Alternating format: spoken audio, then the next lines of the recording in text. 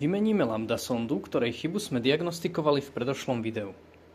Najprv musíme demontovať box vzduchového filtra.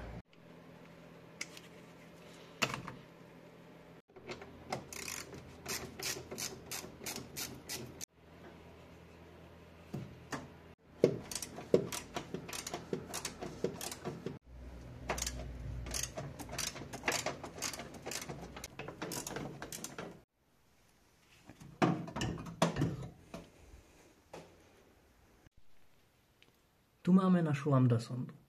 Po 30 rokoch života tohto auta konektor samozrejme nahradený fastonom. Konektor odpojíme a kábel vytiahneme. Kľúčom 22 lambda sondu povolíme. Následne ju vyskrutkujeme von.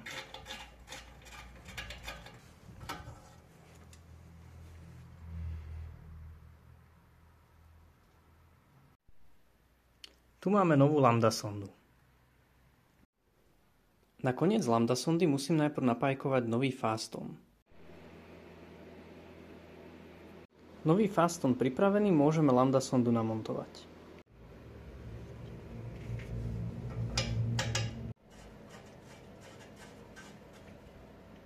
Následne ju môžeme dotiahnuť. Lambda sondu zapojíme a môžeme zresetovať kódy. Chybové kódy v riadiacej jednotke zresetujeme vyťahnutím poistky BTN v motorovom priestore na 20 sekúnd. Poistku vrátime naspäť. Zostáva nám namontovať naspäť box so vzduchovým filtrom. Nesmieme zabudnúť zapojiť konektor váhy vzduchu. Tak, a teraz už zostáva sa ísť len previesť a následne urobiť opäť diagnostiku, aby sme zistili, či sme chybu odstránili.